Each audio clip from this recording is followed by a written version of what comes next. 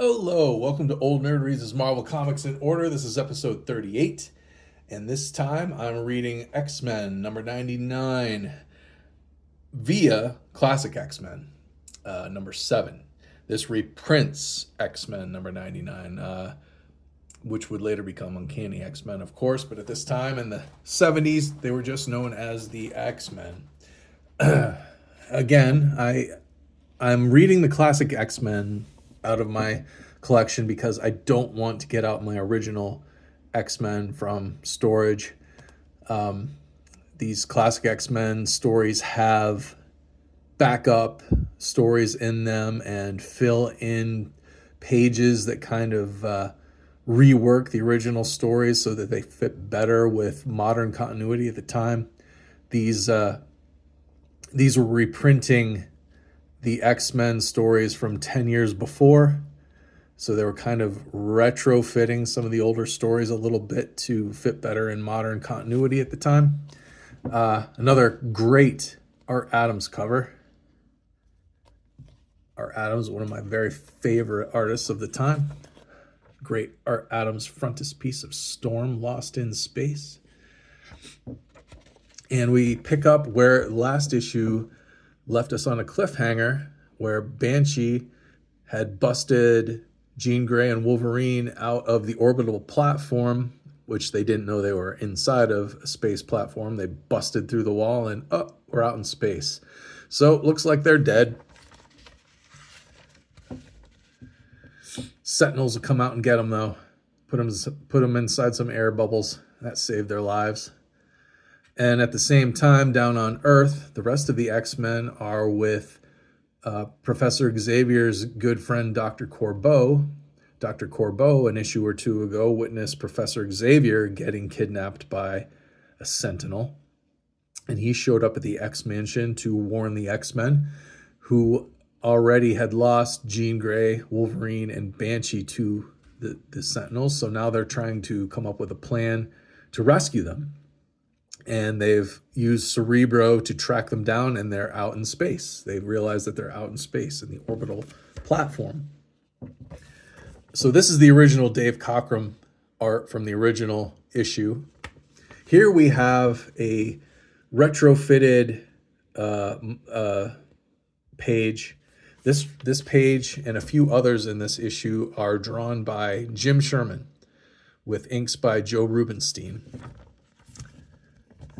But I don't know what originally happened on this page, if they if they redid this page, if this artist was tasked to redo this page so it would work better with this issue or with continuity. I'm not sure. I don't have the original with me to compare the two. I see there's a mistake already, though. It looks like Cyclops is helping Wolverine put on a spacesuit, but Wolverine's not even there at the time. I'm wondering if it was Colossus from the bulk of this guy, and whoever drew this or inked it or colored it just assumed it was Wolverine and put Wolverine's mask on, maybe Colossus' face. I'm not sure what happened there. But then go to news reportage of this space shuttle about ready to take off, and Geraldo Rivera gets a guest appearance, reporting on what's going on. The X-Men sneak aboard the space shuttle through a fog that was created by Storm.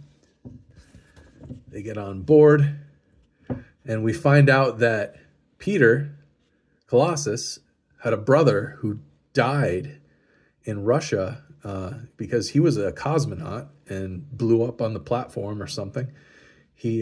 Which triggers Colossus to break out of his spacesuit, but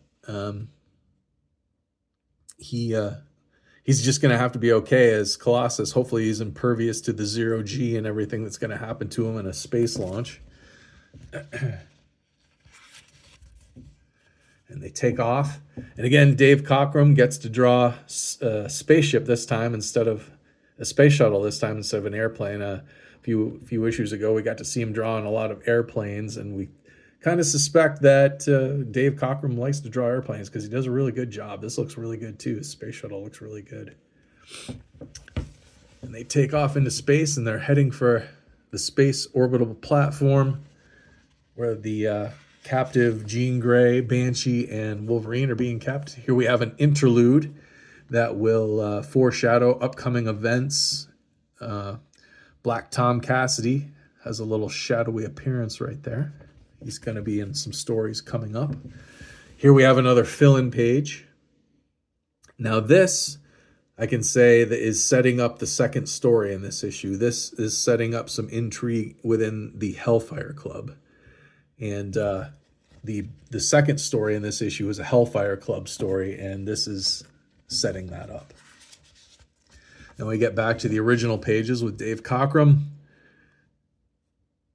The X-Men are closing in on the orbital platform. They send out Sentinels to attack them. They blast a hole in the wall, and it sucks Storm out into space. But then they have lost control of the shuttle, and they have no choice but to crash the shuttle through the orbital platform's walls, inside of it, penetrating it. Storm's out in space, and she's got to fight off a Sentinel in hopes that her weather powers will work in space. And they do. They work. And she is able to float her way back towards the orbital platform. Or, man, I'm having trouble with that word. Orbital platform, where the X-Men are taking on the Sentinels.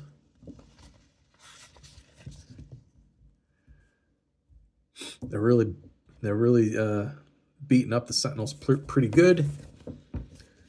And Storm shows up. She's alive, which makes Peter's day. He's very happy because he was pretty upset with Colossus, or Colossus was pretty upset with Cyclops for wanting to march forward with rescuing Jean Grey and the rest of the X-Men when Storm was sucked out into space and probably dead. But then when she shows back up, he's quite happy. Thinks quite a bit of Storm, apparently. But then Jean Grey is calling.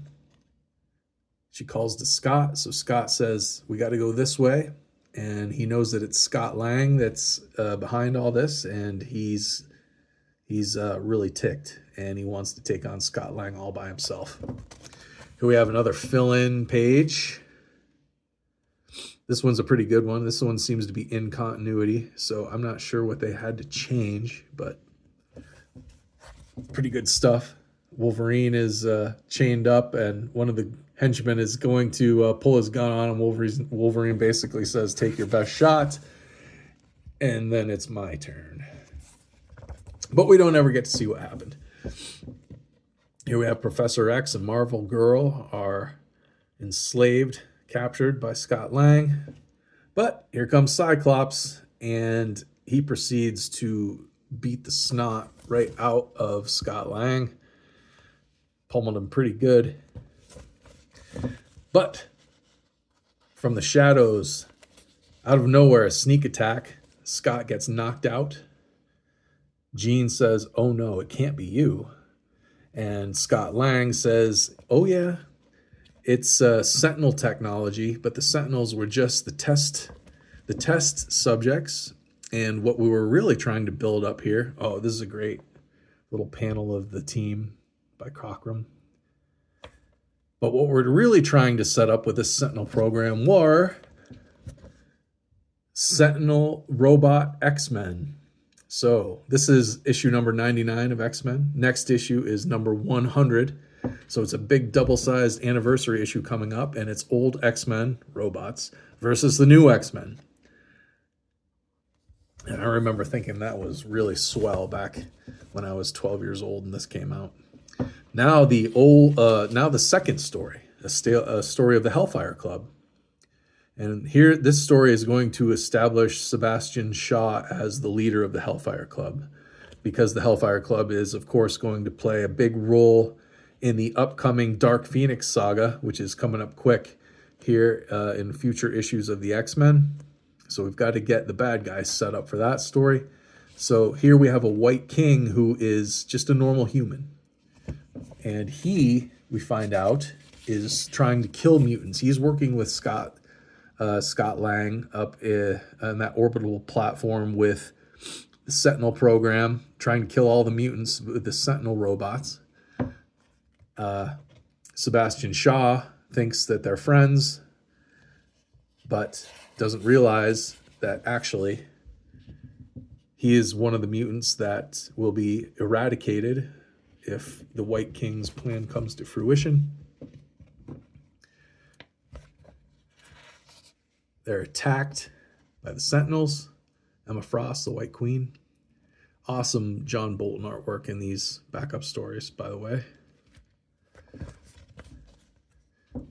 So now Shaw has to have his girlfriend, who has teleporting powers, teleport them to where the White Queen is and fight the Sentinel. He's captured by the Sentinel. His girlfriend teleports him out of the steel cable that the Sentinel wrapped around him. But with a finger harpoon, she's killed. And this, of course, enrages Shaw, who his power is the harder he gets hit, the stronger he becomes. Kind of like the Hulk, I guess. But he pummels the Sentinel to death over the murder of his girlfriend, wife, I'm not sure. Probably just girlfriend, mistress. And now he knows the plans of the White King and their anti-mutant agenda. And we switch back to the Hellfire Club, where there's a meeting of the highest officials, and the White King pulls one of the guards' guns and kills everyone in the room. He was under the power of the White Queen. Her telepathic power made him murder all of his inner circle. And now the Black King shows up. And in a move not unlike something Darth Vader would do, lifts him up, snaps his neck, crunches his gun. And now Sebastian Shaw, the Black King, is in charge of the Hellfire Club. And on the inner back cover, we have the original cover to X-Men number 99. Dave Cockrum art. And on the back, we have a nice John Bolton cover, or I guess pin-up piece, basically, of the White Queen, Emma Frost, alluding to the second story in this issue. So there you have it. X-Men number 99, the X-Men number 99 via Classic X-Men number 7. There's a lot of info in there, so if anybody noticed anything I missed or got wrong, please comment down below. I love X-Men history. Otherwise, like, share, and subscribe. Thank you for watching. I'll see you next time.